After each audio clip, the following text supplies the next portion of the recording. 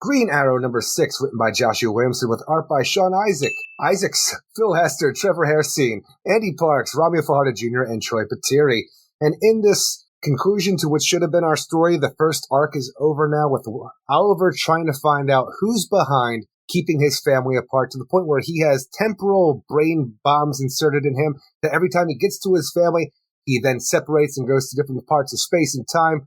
But we find out previously in the series that the reason this is there is because at some point, the Green Arrow family being together causes the great disaster in the future. So we got a future Oliver Queen got in touch with Amanda Waller and Parallax and said, hey, help me out from doing this. Make sure that I couldn't get to my family in the past. That's our story so far. And ever since that happened, things have become a convoluted mess where we just had a bunch of Green Arrows attack Ollie in the previous issue, shoot him in the chest with a construct arrow, and then he woke up at a carnival. Well, he's not actually at a carnival, but with his future self, who turns out to be Malcolm Merlyn, with, I wanted to say at first was like reconstructive surgery, but no, it's some kind of weird just construct hologram thing. And the only explanation to anything that's been going on here, yeah, I got back from the surviving thing with the Leviathan, and I got a hold of Amanda Waller. She gave me some tech and space and time stuff. Is that what it is, huh? Just the space and time tech you got from Amanda Waller for no reason, Merlin, huh? And I said when this was coming up, I said, okay, it was 6 issues, and then it was extended. It was supposed to be a 6-issue mini. So when you get to this, you're thinking, okay, and I said, well, we were going towards this. Is this going to be that we see 6 issues that were actually going to be that many, and then you continue on? Or was it the play where if me and you are writing and we say, listen, we're trying our best, but it's 6 issues won't be enough to tell this convoluted ass story that we're telling. Can you please extend it? And then I'll give you this, that, whatever. But no, this looks like this was the 6 issues. And the only thing that I can say about this positive is that hopefully the next bunch of issues are better. Because this is bullshit. This is so much bullshit. Where do we get by the end, with the exception of Arsenal looking like he's, killed? But besides that, with everybody finally coming together, I'm not saying how it makes sense or works, but I like that we've got everybody together in the end. How any of it works, I couldn't tell you anymore because it's just Merlin in the background with space and time technology to keep Oliver Queen from his family just because he wants to fuck with him. But I don't understand, where did Parallax come in? Was that actually real? And it doesn't seem to be. It seems all a dupe, and I don't know what to do. Like, when you get to this, you cannot figure out what the plan might have been because it doesn't make any sense. This is what we keep saying about Joshua Williamson. This guy can't end anything. I mean, he's probably one of those guys when you're on the phone, you're like, okay, I'll see you later, Josh, see you tomorrow. And he's like, he always has to fucking keep going. Oh, yeah, well, what about that? Like, you can't end shit. End it. And he's there. Nothing that was set up ends up being in this. And then he's even fudging on top of that. Because you end up having for some reason, they're trying to bullshit. make Malcolm Merlyn into Green Arrow's Reverse Flash. I don't know why you want to turn Malcolm Merlyn into Reverse Flash with his motivations and how he's acting and this over-the-top, despicable evil. He just wants to see him, he just wants to see Oliver Queen be in misery the whole time, so he's going to go through space and time to do it. I don't know who this character is. Maybe this is what Malcolm Merlyn needs, because he's not that big of a threat, honestly, anymore. But it's just crazy. I'm looking at this guy, I'm like, you're just Eobard Thawne now. Yeah, and then I'm asking you, because maybe there was a play, because with Amanda Waller, and all I think this is why when we were doing our spotlight at the end, we were talking about the books that we're going to be talking about. And this is, again, why I said that this book suddenly just reminds me of Deathstroke Inc., because I think that a lot of this bullshit is just going to be thrown in here to then be used later in whatever the Amanda Waller event is, because things like, if you sat there and thought at one point, oh, the Great Disaster, Oliver starts that. Like, the whole play of the Great Disaster, that's going to be based on something Oliver and the Green Arrow family does. Well, that doesn't seem to be really true. So what does that mean? And at one point, maybe you could have twisted and turned something with that into a bigger story. But now it just seems like everything before was just a lie. But why? And then you end up having Merlin, who's like the worst of when villains end up going through the things that Merlin has been doing make no sense. And then he said, I could have just killed you. But that's not fun. But then I could have killed your family. It almost seems like he has the power of Parallax himself at this point. I just want to know, how does pre-Flashpoint Parallax play into this? And I say I mean like 0 hour Parallax. How does he play into this? Because that was the most intriguing part of this whole thing. It was a wow moment. That's it. That's the only... We actually have a 0 hour Parallax that's in this universe, fucking around, doing whatever. He hasn't been spotted since a little bit after Convergence. I want to know what this character's up to. Him showing up here, I'm like, this is gigantic. This is huge for people who understand, have been reading for years now. And I don't even understand if he's a part of the story or if somehow Malcolm Merlyn just has freaking Parallax-like powers now. And so what, and anybody who disagrees, here's the thing. You're trying to use this book at one point. I thought it's going to be this Joshua Williamson's trying to be clever to actually give you a reason why during the New 52 reboot, like why wasn't there Leanne? Why wasn't there Connor? This was supposed to be like, we have these things happen. Jeff Johns is big for it. The idea, or even just recently, when we ended up having the Batman off-world, outer space deal to give you the idea Jason Aaron shows up and like, I'm going to kind of try to be clever to show you how Batman learned to fight aliens. You're trying to do this. Yes. This is bigger, though, because, again, this is the play of why weren't they around when they should have been. And when he goes to do it, really what you have at the end is, a guy, Merlin, he got, quote-unquote, time-traveling tech and just was fucking with things. Like, before it felt bigger. Before, when you had like, we can't let this happen because of the great disaster. We can't let you go. That felt big, and it felt like, oh my, how are we going to get out of that? And then here it's just like, it ends up being a Scooby-Doo ending times 3. Like, this is the third time this asshole has pulled a mask off the old guy. Malcolm Merlyn. Yeah, now it's Malcolm Merlyn. I mean, this ending just keeps going. It's almost like Wayne's World where they kept it going with, no, this can't be right. And they pull it up again. Now it's Merlyn. But that's not the only problem, because even when, Merlyn shows who he's truly, actually, even before that, Green Arrow is going to fight himself, what he believes to be himself from the future. He's going to take an electric arrow out of his quiver and shock himself in the brain where he thinks his brain bomb is, which causes to activate. This causes Malcolm Merlyn and him to fall throughout time onto a lone asteroid in between time. And at this point, I'm just waiting. I'm like, is this where Telos was left by Parallax when we last saw him turning things? And this point here, like, okay, we're trapped now. But if you remember, we had Connor and Leanne in the 31st century, the Legion of Superheroes, and Brainiac 5 was going to send Connor back because he could only send one person to find where Oliver Queen is. Somehow they pinpoint his ass in between moments of time like this on a lone asteroid, and then Connor's there, Dad, come with me. No, I can't. I got to stop him. And then Malcolm shoots an arrow, and then Leanne jumps out and grabs the arrow. Hey, Brainiac 5 said only one of us come. Yeah, that was just to find him and to figure out that where we're going to go next. So everything we had set up was a lie. Did that line make sense? No, it didn't make any sense. That's just like, now we're together, we could be lost together, so that's okay. So when we do actually end up teleporting to a new location, which turns out to be the island Oliver originally found himself on when he became the Green Arrow, and Black Canary is just there because she had a gut instinct. She better go back to the beginning, so she's waiting for him to show up there because obviously, I'm just wondering, was Oliver Queen the only one with the temporal thing in his brain because everybody else was disappearing before him? So are they going to still disappear? Because they're together now? But it also, like, you have this going on. Leanne and Connor, they disappeared. Did it not feel like, I mean, kind of when they said it, like it almost felt like Merlin had one too, because that got shut. But why would that be? And then when you do have this, where you have that play, it's like so many things at that point. I'm like, what the fuck is going on here? Like, you're just making up shit as you're going. Even the play where a big line is, hey, I decided to be your older self because the only one that you'll listen to is yourself. And that didn't even feel like a right line. Like, in my mind, he should have pretended he was, the Dinah from the future. Yeah, then that would have played. But everything's getting fudged.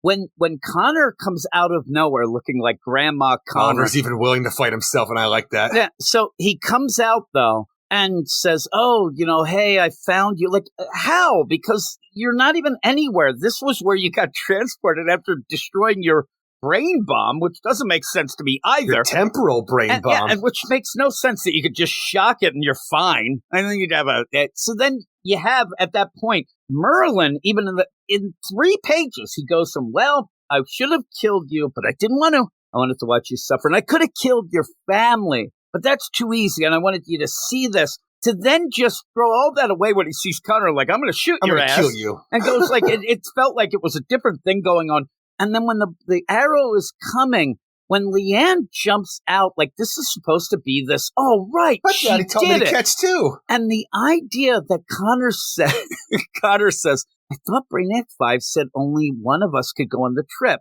And like you said, she says, oh, yeah. That was just so we would know where we were going next. What does that mean? I don't know. Because she plans on being lost after this. Yeah, but together. Is it? Because it's like, that was just so we would know where we were going next. But it's what they're talking about is you just saying, grabbed an arrow. I don't know. Did Brainiac 5 send Connor throughout time and then tell him the rest of the plan after Connor left? Maybe. I feel like the idea here, though, is like supposed to be. Who jumped the gun on that one? I don't know what happened. Like he says, I swear that Joshua Williamson wrote himself into a corner, had no idea how to do it, and things just happened here for no reason and to very lackluster degrees. This is, I 100% agree, because at some point, like he has changed the story around to then think of, and maybe it leads to something bigger in the next event. They go that.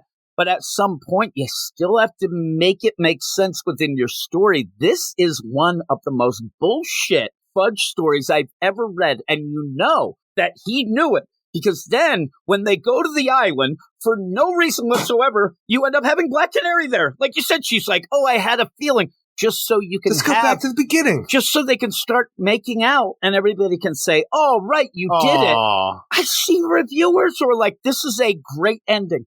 This tied everything up. They didn't even get anywhere around where the laces were. Like they're doing, I don't know what he's doing. And then to set up, oh man, like Merlin at the end, I'll get you later.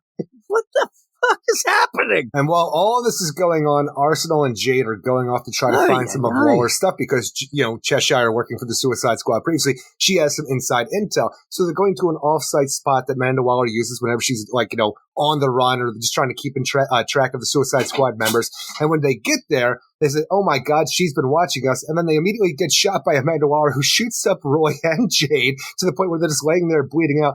I did not want to be found, and now no one will ever find you.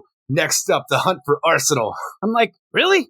Because what was this called? This first six, was it not like the hunt for Green Arrow? Look, why are you doing? What are we doing? To be continued in the hunt for Arsenal, but then a little bit over. But first, what do you mean there's no Justice League? I'm like, wait, we haven't had a Justice League in a while. You started this when you did Dark Crisis. Wait, he's the one who did it? That was Justice League 50.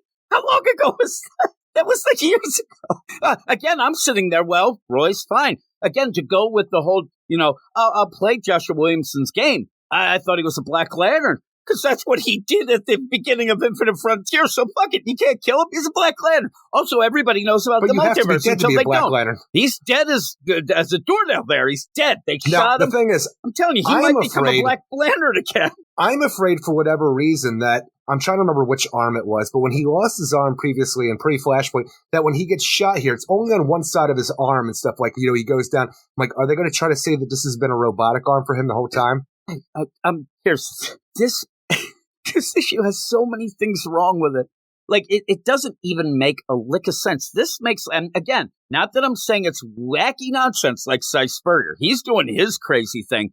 This makes less sense overall in a plot deal. It falls completely apart. You can't look, like under a microscope, you can't look at this in any sort of way to even I was so intrigued for the things that we had going on at the beginning of this, series to the point where it would be on my $25 do or die pull list because I needed to know how all of this was going to make sense in the continuity. It looked like Joshua Williams was going to make all these loose threads tie together and a nice little freaking bow for all of us. And all of a sudden, here we are. I'm like, how did you fumble the ball that quickly in the story that you were setting up? Because you had all the pieces there. Everything seemed like it would be able to work. And all you would have to say, like we had previously, while I was like, spooky Speed Force stuff, all you would have to do here, parallax stuff. That's all you need to do. He has the power of a god. I still think you go with that and the idea of averting the great disaster. And at least you have something. Even the idea of saying that the Green Arrow family started the great disaster, for one thing, it's way too soon. What are you doing? Don't even bring up the great disaster because you ruin everything.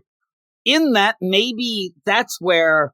Maybe you just get so wacky crazy that you have Oliver's like, wait a second. Like somebody realizes through time, like it is too soon. You're bullshit. Let's go.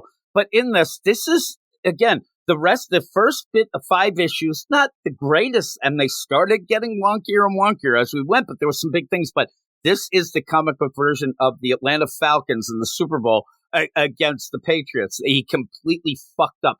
There was no way that you could possibly ruin it this much. even the idea, you were so interested at the end of last issue, it looked like a construct arrow. You're trying to figure it out. No, I hated the last issue because I didn't know what the hell was going on. But I'm like, I understand. I'm like, is that a construct arrow? Is this going back to to Oliver Queen shooting Parallax before to take him down? Is this like a callback to that? So what was it? And I don't know. We don't know what any of this was. We're not, we're dummies, but we're not idiots. And we go into this and you can't explain what it is.